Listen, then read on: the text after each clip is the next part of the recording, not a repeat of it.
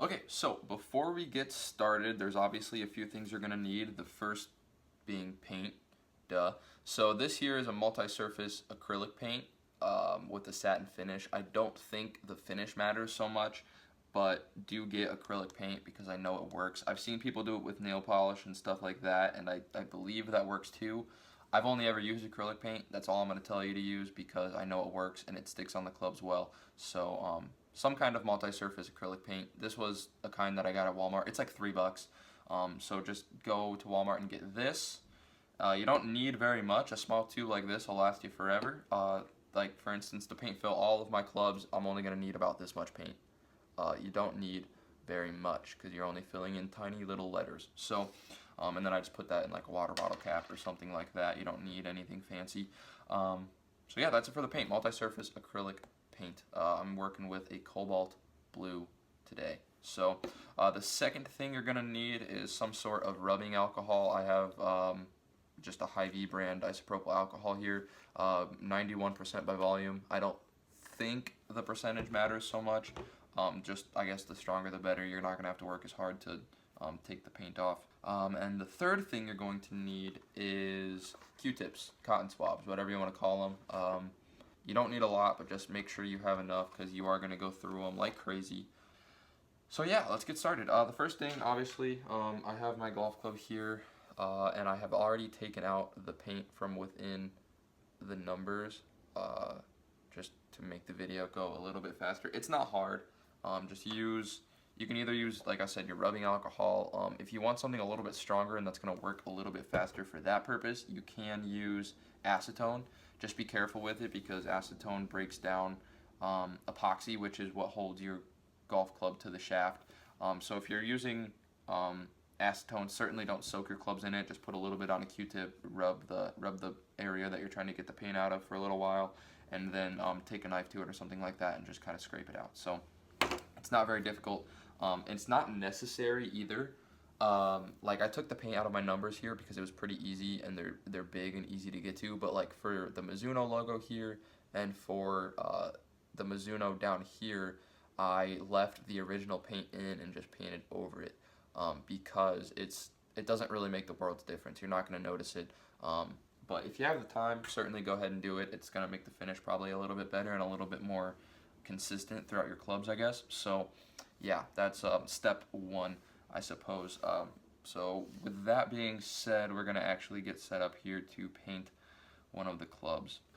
So what you're going to do here, if I can get the video to focus on the club, is you're going to take a Q-tip. So just grab a few Q-tips, and then I already have my rubbing alcohol poured into my little container here. And what you're going to do basically is you're going to take just a little bit, very little bit of paint, and you're just going to brush over your number and make sure you fill it in, right? It's called paint fill, and that's why. You're just going to make sure you fill the number in, and you can kind of go over it a few times if you want to, brush around it. I will say that if you can manage to get any excess paint off of the number now, it's going to make your life a little bit easier down the road, but just make sure you keep the number filled in properly. That's pretty good there. As you can see, it's just kind of looks like a blue splotch, but in my view, I can kind of see the number 4 underneath the paint, which is really what you want. So that's it. You're going to leave it like that. You're going to let it sit for, I would say, probably anywhere from 5 to 20 minutes. The longer you let it sit, the easier your life is going to be down the road. The easier it's going to be. You're not going to run the risk of taking out the paint from within the number quite as much. So let it sit for a good 10-15 minutes for sure, so you can just kind of go through all of your clubs. Okay, so now that we have that done, the next step would to be to take another Q-tip here. You're going to want clean Q-tips. This is kind of where the bulk of the Q-tip use is going to come in.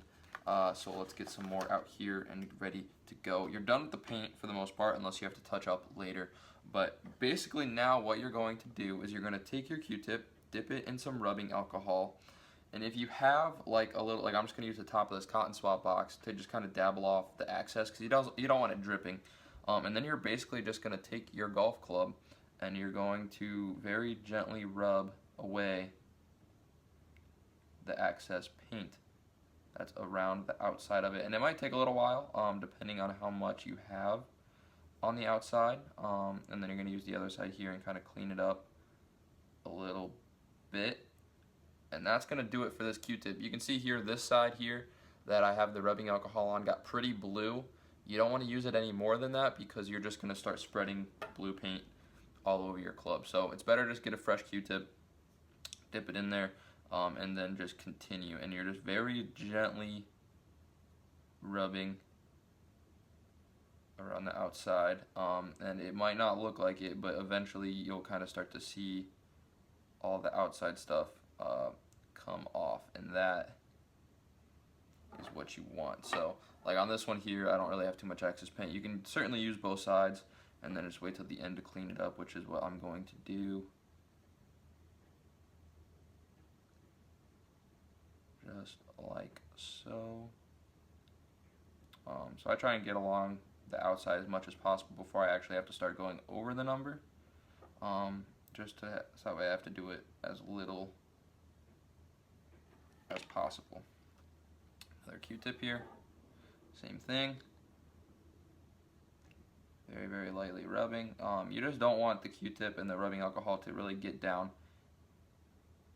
inside the number, because that's when it's going to take away some of that paint that is that you want to stay there. So that's why you rub very gently to just take off the outside stuff, and that looks pretty good. So now we're just going to take another Q-tip or so here, clean up around the outsides, all the excess little flakes that we spread around. Another fresh Q-tip. It also helps if you have a paper towel nearby that you can do this with. I do not, because I wasn't thinking. But yeah, that's it, guys. That's the end there. That's what it's going to look like. You can see we got all the access around the outsides, and it looks pretty darn good. So that's pretty much it, guys. That's how to paint fill your golf clubs. It's not difficult. It's not rocket science. It just takes a little bit of practice and patience. If I could give you a breakdown of 3 tips, first off, it would be use the right kind of paint. It's going to make your life a lot easier. Second off would definitely be to let it sit longer rather than try and take the paint off right away. And I've seen people do it, if you take your club and you smother on the paint like we did, and then right away you take a Q-tip with rubbing alcohol and try and take it off. It's possible, but because the paint isn't set yet, you have such a better chance of accidentally taking off the paint from the inside. You're just going to get frustrated. You're going to have to start all over, completely dry the club off so there's no rubbing alcohol on it. It's just not worth it. Wait 15-20 minutes and then do it. It goes way quicker. And third thing that I would recommend would probably be, that's pretty much it. 2 tips right there. But you can't really go wrong with those 2 things. I guess if you want to get, like, say you have like a nice putter and you don't want to get paint everywhere like I was here, or you have like a lot of little creases that you don't want paint in and you want to get a little bit more detailed with it, you can pick up one of these bottles here. The label has rubbed off of it, but it's just a fine point squeeze bottle for paint. I can take the lid off here and you can see it's a very, very tiny edge right there that paint will come out of. This is a 20 gauge. I think I picked it up at Hobby Lobby. It was like maybe $5. So if you want to get a little bit more detailed with it, that is always an option, but the Q-tip for like irons and stuff like that works totally fine. If you have like a Scotty Cameron or something like that, and you want to get like really detailed with having each number or each dot be like a specific color or something like that, then I would maybe recommend picking up one of these. And since it is such an expensive putter, it's definitely worth it. So that's pretty much it, guys. Thank you for watching. If you enjoyed it, please give it a thumbs up and feel free to subscribe for future videos. Once again, my name is Jared, and thank you all for watching.